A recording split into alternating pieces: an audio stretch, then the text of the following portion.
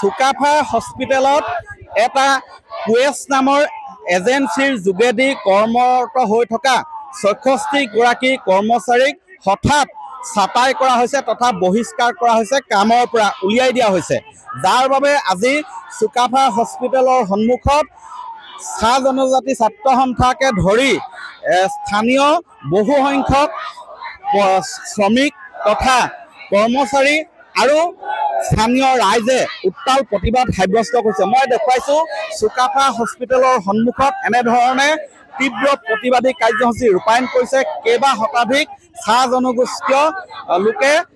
ইয়াৰ মই দেখুৱাইছোঁ ইয়াৰ মূল কাৰণ হ'ল যে চুকাফা হস্পিটেলত কেইবা বছৰ ধৰি কৰ্মৰত হৈ থকা ৬৬ গৰাকী কৰ্মচাৰীক বহিষ্কাৰ কৰা হৈছে। মই এই সমগ্ৰ বিষয়টো জানিব বিচাৰিম, আপোনালোকে আজি প্ৰতিবাদ কৰাৰ মূল কাৰণ কি? মূল কাৰণটো হৈছে কুৱেছ এজেঞ্চিত কাম কৰি থকা ৬৬ গৰাকী কৰ্মচাৰীক বিনা কাৰণত তেওঁলোকে টাৰ্মিনেট কৰা হৈছে এজেঞ্চিক, কিন্তু এই কৰ্মচাৰীসকলকো তাৰ পৰা বঞ্চিত কৰি দিয়া হৈছে। এজ পাৰ ল' তেওঁলোকৰ এগ্ৰিমেণ্ট আছিলে এটা দীৰ্ঘদিনীয়া এগ্ৰিমেণ্ট, কিন্তু হঠাতে কুৱেছ এজেঞ্চিৰ লগত চুকাফাৰ কিবা অংক নিমিলাৰ কাৰণে টাৰ্মিনেট কৰিছে। কিন্তু তাতে আকৌ কৰ্মচাৰীসকলৰ কি ভুল আছে? কৰ্মচাৰীসকলে সততাৰ নিষ্ঠাৰে কাম কৰি আছে। ইয়াত আপোনালোকে জানিলে আচৰিত হ'ব, তেওঁলোকে হাউচকিপিং ছুপাৰভাইজাৰ আৰু GDA, কিন্তু তাতে ভাবিলে এটা আচৰিত হয়, তেওঁলোকে চুইপাৰ পৰ্যন্ত কাম কৰিব লগা হয় মাত্ৰ এই খিলঞ্জীয়া যুৱক যুৱতীসকলে নিজৰ কামটো ৰখাবৰ কাৰণে। ইমান নিকৃষ্টকৈ তেওঁলোকে কামবোৰ কৰায়, তাৰপিছত এওঁসকলক হঠাতে তেওঁলোকক ৬৬ গৰাকীৰ পৰা বঞ্চিত কৰা কাৰ্যক আমি অসম ছাত্ৰ সন্থাই গৰিহণা দিছোঁ। আৰু 16 তাৰিখৰ পৰা আমাৰ অৱস্থান ধৰ্মঘট অব্যাহত আছে। যেতিয়ালৈকে এইসকলক বিনা চৰ্তত তেওঁলোকক পুনৰ তেওঁলোকে নিযুক্তি নিদিয়ে তেতিয়ালৈকে আমাৰ প্ৰতিবাদ চলি থাকিব। আৰু ইয়াতে ৰাইজৰ আৰু সকলো ৰাইজৰ এটাই দাবী, VAVP নামৰ যিটো ট্ৰাষ্ট আমাৰ চুকাফা চলাই আছে তেওঁ পৰিচালনা সম্পূৰ্ণ ব্যৰ্থ আছে। আৰু সমগ্ৰ ডিমৌবাসী ৰাইজে এটা দাবী জনাইছে যে VAVP নামৰ ট্ৰাষ্টটো এই চুকাফা পৰিচালনাত কৰিব নোৱাৰে, তেওঁলোকে ইয়াৰ পৰা ওলাই যাওক আৰু কোনোবা প্ৰতিষ্ঠিত নাৰ্ছিং হোম বা কোনোবা হায়াত হওক বা টাটা তেওঁলোকক ইয়াতে পুনৰ নিযুক্তি কৰক। হয়, চুকাফা হস্পিটেলখন যি পৰিচালনা কৰি আছে সেই পৰিচালনা কৰ্তৃপক্ষ চূড়ান্তভাৱে ব্যৰ্থ হোৱা বুলি অভিযোগ উঠিছে। আৰু মই দেখুৱাইছোঁ এনেধৰণে আজি পুৱাৰে পৰা ইয়াত প্ৰতিবাদী কাৰ্যসূচী ৰূপায়ণ কৰিছে। কি ক'ব?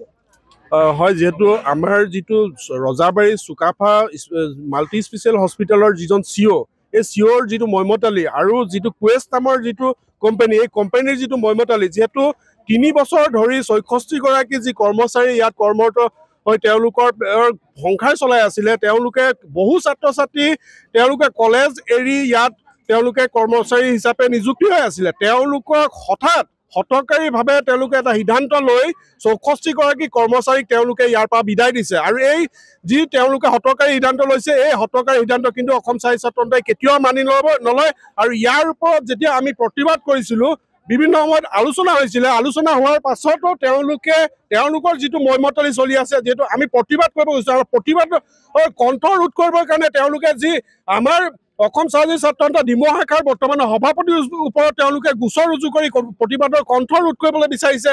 আমাৰ কৰ্মচাৰীসকলৰ ওপৰত তেওঁলোকে যিহেতু গোচৰ ৰুজু কৰিছে, এই গোটেই তেওঁলোকৰ যি হিতকাৰী যিটো সিদ্ধান্ত, এই সিদ্ধান্তক কিন্তু অসম ছাত্ৰ সন্থাই কেতিয়াও মানি নলয়। যেতিয়ালৈকে তেওঁলোকে HR বা ৰিংকিৰ পৰা আহি অসম ছাত্ৰ সন্থাৰ ওচৰত ক্ষমা নোখোজে আৰু বিনা চৰ্তে তেওঁলোকে আমাৰ যি বিষয়ববীয়াসকলৰ ওপৰত গোচৰ ৰুজু কৰিছে, গোচৰ তেওঁলোকে উঠাই নলয়, তেতিয়ালৈকে কিন্তু অসম ছাত্ৰ সন্থাৰ ক্ষান্ত নাথাকে।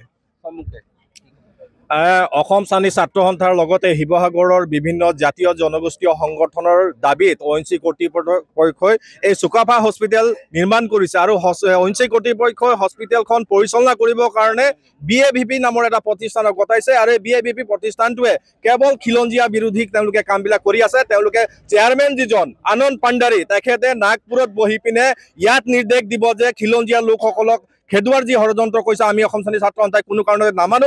আৰু কুৱেছ নামৰ কোম্পানীত আজি 3 বছৰ ধৰি তেওঁলোকে কাম কৰি থকাৰ পিছত কোনো কাৰণ নোহোৱাকৈ তেওঁলোকক খেদাৰ যি ষড়যন্ত্ৰ কৰিছে তাত চাই কোনো কাৰণতে মানি নলওঁ আৰু তেওঁলোকক পুনৰ নিযুক্তি দিয়াৰ ব্যৱস্থা কৰিব লাগিব। হয়, এনেধৰণে মই দেখুৱাইছোঁ যে তীব্ৰ প্ৰতিবাদী কাৰ্যসূচী ৰূপায়ণ কৰিছে। যেতিয়ালৈকে এই চুকাফা হস্পিটেলত যোৱা ৩-৪ বছৰ ধৰি কৰ্মৰত হৈ থকা যিসকলক ছাঁটাই কৰিলে ৬৬ গৰাকী কৰ্মচাৰীক সেইসকলক যেতিয়ালৈকে পুনৰ নিযুক্তিৰ ব্যৱস্থা নকৰিব আৰু যেতিয়ালৈকে যিসকল প্ৰতিবাদী শ্ৰমিক তথা কৰ্মচাৰীৰ ওপৰত গোচৰ ৰুজু কৰিছে সেই গোচৰ যেতিয়ালৈকে উঠাই নল'ব তেতিয়ালৈকে এনেধৰণেই চুকাফা হস্পিটেলৰ সন্মুখত প্ৰতিবাদ সাব্যস্ত কৰি যাব বুলি স্পষ্ট কৰি দিছে। আপুনি বিচৰা বাতৰি পাব কেৱল নিউজ 18 এপত। নিউজ 18 এপ ডাউনলোড কৰিবলৈ স্কেন কৰক এই QR কোড। গুগল প্লে ষ্টৰতো পাব এই নিউজ 18 এপ।